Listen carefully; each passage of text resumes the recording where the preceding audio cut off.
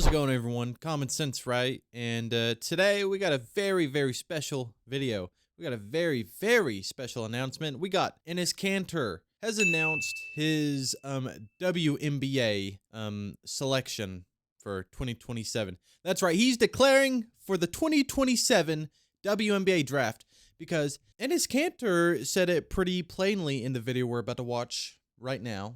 All right, let's right here. We got the video pulled up right here. He announced that him and his team, they looked at the WNBA rules and regulations and this sort of thing, and he's actually perfectly eligible to join, to be drafted by them, because he is identifying as a trans woman. As you know, we've seen the Sophie Cunningham drama where every liberal has been blowing up over, trans lives matter, trans women belong in sports, this and that. So Enes Kanter is calling their bluff, and he had this beautiful announcement video. We've got a couple of updates since then. The WNBA actually commented on this, and we've had another professional athlete do the exact same. It's going to be interesting going forward because I'm calling their bluff too. The WNBA are nothing but hypocrites. They will not draft these biological men. They just won't do it. Even if they identify as a woman, which most people on the left aisle would prescribe being a woman is someone who identifies as a woman. So a woman is anyone who identifies as a woman. So if Enes Kanter and this other pro athlete identify as a woman, they've looked at the regulations and everything of the WNBA.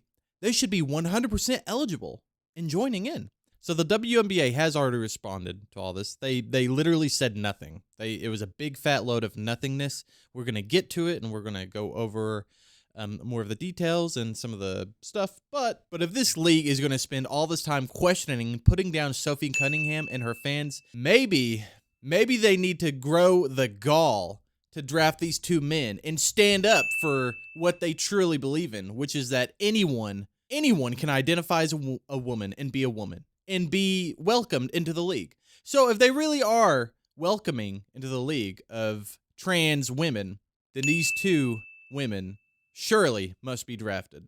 I'd love to see it. Former male NBA player Enes Kanter freedom announces bid for WNBA. After careful consideration and reviewing the current eligibility guidelines, I am officially declaring myself a WNBA prospect. If simply declaring who you are is all that's required, then I meet every single requirement necessary to compete in the WNBA. My team and I have carefully examined the WNBA's eligibility criteria and governing framework surrounding self-identification and inclusion. Based on the current guidelines, I can and am officially declaring my eligibility for the upcoming WNBA draft in May 2027. I am definitely not here to mock, make fun of, or disrespect any community or personal choices. I am simply asking that the current rules be applied equally to everyone. The rules that represent the very values many WNBA players and coaches have publicly advocated for. My team and I are prepared to ensure these guidelines are applied equally, consistently, and without exception. And I look forward to the WNBA honoring its stated principles. See you at training camp. That is an unbelievably tough video. And in this video, he does not go after trans people. He does not mock them. He is simply stating if the WNBA stands up so wholeheartedly for what they believe in, then he should 100% be eligible for the WNBA draft. If simply identifying as a woman makes you a woman, he's 100% within his eligibility to join the draft. They went through all of the eligibility process. They're 100% able to. So let's see it. Let's see you draft them, unless you guys are just hypocrites. Oh, earlier this week I made the announcement. I'm transgender. I'm a woman. I identify as sometimes identifying as a woman for purposes of basketball, professional basketball. So I'll be declaring for the WNBA draft in 2027 as well. I think I'd be unstoppable. But I'm a team first guy. I'm a pass first kind of player. I do the little things. I led my team in all 5 major stat categories at Iowa State University. So I do a little bit of everything. I'll do whatever the coach needs me to do. I'll do whatever the girls need me to do. Mm-hmm. All kidding aside, What is the reason for your decision to declare for the WNBA draft? No, I think it's only fair. I think it's only fair. I see other great minds, other great athlete, political minds like Enes Kanter. Great minds think alike, and it's only fair that some of us get a shot to play in the women's association. I think I'd be a great fit. I still have low mileage as a player, and I got the natural fair skin and the nice thick eyelashes and whatnot. I haven't broken out my wigs yet, but I'm looking into some good ones. I don't know much about the wigs, but I'm looking into some. And I just hope that the bangs on the wig don't get into my eyesight, so I can play like I need to play. What would stop you from declaring for the WNBA draft? Um, I think the WNBA could come out and make a definitive statement about guys with a pair of balls playing in the women's association. But That's hey, tough, dude. that'd be probably too much like right. So And unless they do That'd be pretty you're very bigoted. certain you're going to be declaring, right? oh no, I'm declaring.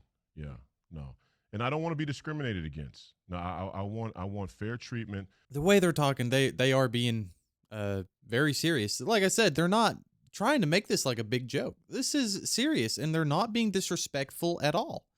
So, since that's the case, I see people. You can't just assume that they're doing this for farts and giggles, and they're doing this with just the sole purpose of bashing and pooping on the association or trans athletes in general. Those are all just assumptions. You would need to be able to prove that that's what they're doing. You can't just assert that they're doing this for ill intentions. You would have to be able to prove that. Even regardless of their intentions, all right, let's say their intentions was bad. They should still be able to go into the league because they identify as women, right? Even if they have bad intentions, or let's say your assumptions about them are right, they still identify as a woman. So they should still be set to go unless you're going to discriminate against their politics or, anything like that. I'm a young, black, hopefully United States senator that would like a fair chance to participate as a sometimes identifying as a transgender woman athlete. How do you think the women players in the WNBA will feel about this? Well, I think they're going to have nightmares, as they should. Yeah, I mean, I'm 260 pounds, 265 pounds, 6'8", can palm a man's basketball probably as easily as any player in history. I think I had the third biggest hands in the modern NBA draft combine in history of the modern NBA draft combine. So, yeah, I'm sure that the women's basketball is going to fare even easier to palm, which is a huge advantage. We saw that with Michael Jordan and other great players. They're going to have nightmares, and they should, because I really feel like I'm going to be dominant. If you make it to the WNBA, you plan to use the women's locker room and all that with them? I mean, of course. I mean, I don't want to be discriminated against. He's a woman. Come on. After all, come on. Why wouldn't I use the women's locker room? I'd like to know what the parameters are. What exactly are the specifics? What criteria do I need to meet in order to be able to play exactly? I mean, is it just a wig? Do I have to cut my beard? Does my voice have to get a little bit lighter? Do I have to do this snip snip? I'd like to know the specifics of the criteria, and I hope they'd be able to defend it in a court of law. I'm sure their pals over at the NBA front office will be giving them some legal assistance. The attorneys over there at Prokshire and Rose will be giving them some legal assistance, but put themselves in quite a pickle here. All right, here we are. Here is one of the posts that I was want to look at. So, yeah, they said I would welcome a trans athlete on my team or against my team. Look at this. What a joke. Black trans lives matter. What an absolute joke. This is exactly why this league will never make money unless they let trans women into the league, such as Cantor and White. But this lady right here, Jamale Hill, however you pronounce it, I'm sorry. She said something totally stupid, totally stupid. And we just watched the announcement from Enes Kanter and White. No disrespect. They didn't come after trans athletes. They didn't come after anyone. They didn't disrespect or say anything bad. They just declared for the draft because they identify as women. So, Jamile Hill, who had previously supported transgender athletes competing in women's sports, is now pushing back after former NBA player Enes Kanter Freedom said he intends to identify as a woman and pursue the WNBA, calling his scenario hypothetical and implausible. What is hypothetical about that? Does she know what hypothetical means? Does she? What is hypothetical about that? I'm super confused. How is it implausible? It's completely plausible. We see it now. We got transgender athletes now. How is it implausible?